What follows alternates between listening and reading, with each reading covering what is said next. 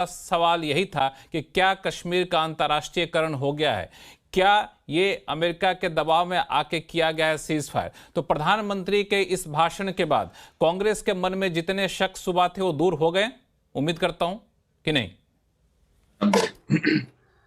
हम सैल्यूट करते हैं हमारी आर्म फोर्सेस को, जो बिफिटिंग जवाब उन्होंने पाकिस्तान को दिया। इट्स कमेंडेबल और हमारा 100% समर्थन हमारी फोर्सेस के साथ है, हमारी सरकार के साथ है। दूसरी बात यह है साहब कि हमने एक स्पेशल पार्लियामेंट सेशन प्रपोज किया है ताकि देश को इन्वॉल्व किया जा सके through their members of parliament. एक यूनाइटेड हाउस हो, यूनाइटेड जवाब। दूसरी बात वो इस वजह से हमने इस बार फिर से प्रपोजल भेजा है क्योंकि पिछली दफा जब हमने ऑल पार्टी मीटिंग के लिए प्रपोजल भेजा था तो अनफॉर्चुनेटली मोदी साहब उसमें आ नहीं सके, वो बिहार कैंपेन करने के लिए चले गए थे। फिर हमने एक स्पेशल पार्लियामेंट सेशन का प्रपोजल भेजा, उसका मतलब बुलाना तो दूर की बात, उसका जवाब भी नहीं दिया गया। तो हम विनती करेंगे कि काइंडली इस बार आप स्पेशल पार्लियामेंट सेशन बुलाइए।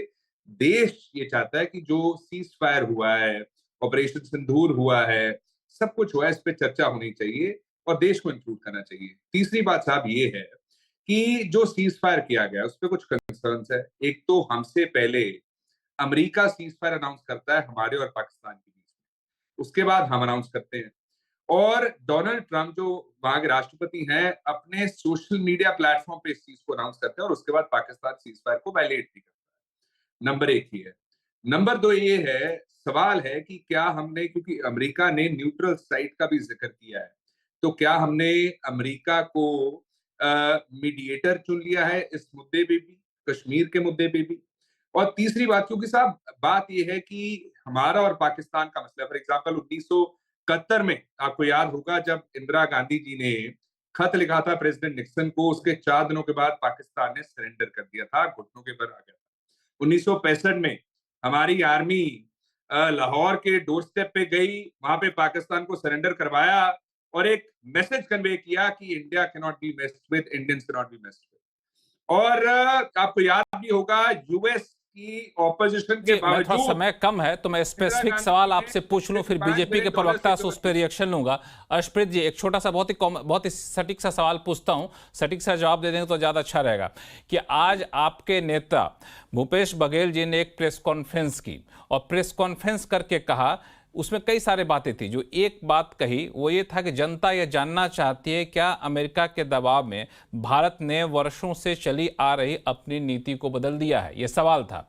प्रधानमंत्री मोदी अपने संबोधन में कहते हैं कि विश्व समुदाय को मैं ये कहना चाहूंगा कि हमारी घोषित नीति रही है कि अगर पाकिस्तान से बात होगी तो टेरर पर बात होगी, अगर पाकिस्तान से बात होगी तो पाक अधिकृत कश्मीर पर बात होगी। तो आपने जो सवाल पूछा था अमेरिका के दखल वाली, उसका जवाब तो प्रधानमंत्री से मिल गया आपको, अब आप उस सवाल को वापस ले रहे हैं। एक और चीज है, उस पर एक एडिशन भी है। डोनाल्ड ट्रंप की भी एक वीडियो सामने आई है अभी हाल ही में, उन्होंने एक प्रेस वार्ता की है, उसमें वो कह रहे थे कि हमने उनको कहा हिंदुस्तान और पाकिस्तान को कि अगर आपने ट्रेड करना है तो सीज फायर करना पड़ेगा। इस पे भी स्पष्टीकरण आता तो बहुत अच्छा होता। हम भी जानना चाहते हैं शिवम त्यागी, यूएस ने अनाउंस किया, उसके टर्म्स एंड कंडीशंस मैं समझ गया। मुझे आपके सवाल, मेरे सवाल का जवाब मिल गया। अर्शप्रीत, एक बार शिवम त्यागी से आपका रिएक्शन ले लेता हूं। शिवम त्यागी, प्रधानमंत्री का भाषण आ गया, कांग्रेस के जो सवाल थे उस सवाल पर कांग्रेस अभी भी अडिग है। देखिए, सबसे पहले मैं एक चीज कहना चाहता हूं कि मैं आज राजनीति नहीं करना चाहता, लेकिन कांग्रेस के कुछ सवाल हैं उनके स्पेसिफिक जवाब दे देता हूं। फील्ड मार्शल सैम मानेकशॉ ने ही कहा था कि जो शिमला ट्रीटी हुई थी, शिमला अग्रीमेंट जो हुआ था, that was because of ultimate pressure from Moscow and Washington. देश ने आपसे जवाब नहीं मांगा, लेकिन फील्ड मार्शल सैम मानेकशॉ ने खुद ये कहा। उसके बाद बहुत सारी उसके बाद किताबें हैं, उन पर मैं नहीं जाना चाहता, लेकिन आज विषय दूसरा है। आज यहां पर जो स्थितियां हुई हैं और जो चीजें हुई हैं, आदरणीय प्रधानमंत्री जी का जो भाषण है वो बिल्कुल क्लियर है। आप मेरे देश के प्रधानमंत्री की बात मानेंगे, मेरे देश के डीजीएमओ की बात मानेंगे या अमेरिकन राष्ट्रपति की बात मानेंगे? उन्होंने साफ कहा ऑन रिकॉर्ड देश को संबोधित करते हुए कि हमारी नीति बिल्कुल साफ है, पाकिस्तान से अगर बात होगी तो पीओके पर होगी, पाकिस्तान से अगर बात होगी तो आतंकवाद पर होगी। क्लियर है, हमारी कार्रवाई स्थगित हुई है सिर्फ और आगे जाकर भी हम इस बात को इस तरीके से इवैल्यूएट करेंगे कि वो कैसे इस पर आगे चीजों को लेकर जाते हैं। आने वाले समय में अगर आतंकवादी गतिविधियां होंगी तो उसको और पाकिस्तान या फौज को अलग कर नहीं देखा जाएगा, डॉजियर नहीं खेला जाएगा, जवाब दिया जाएगा, जैसे मेरे देश की तीनों सेनाओं ने अभी दिया है।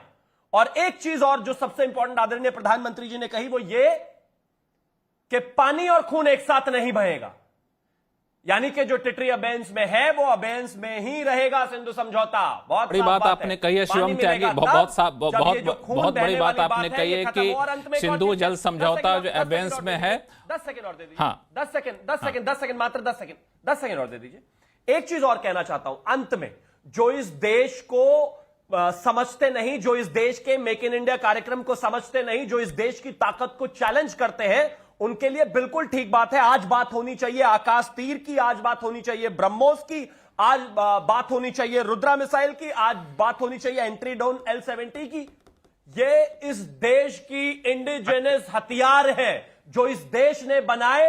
मैं मानता हूं कि सबका सम्मान है, इजराइल के आयरन डोम का भी सम्मान है, लेकिन इस देश ने, चाहे वो फॉरवर्ड अटैक करने का विषय रहा हो और चाहे अपने आप को डिफेंड करने का, जिस तरीके से इस देश की सेनाओं ने, इस देश के एंटी डिफेंस सिस्टम ने, इस देश के मिसाइल ने बताया है कि इस देश में वो काबिलियत है कि हम अपने आप को अपने हथियारों से, इंडिजिनस हथियारों से, बिल्कुल, ये आत्मनिर्भर भारत की तरफ एक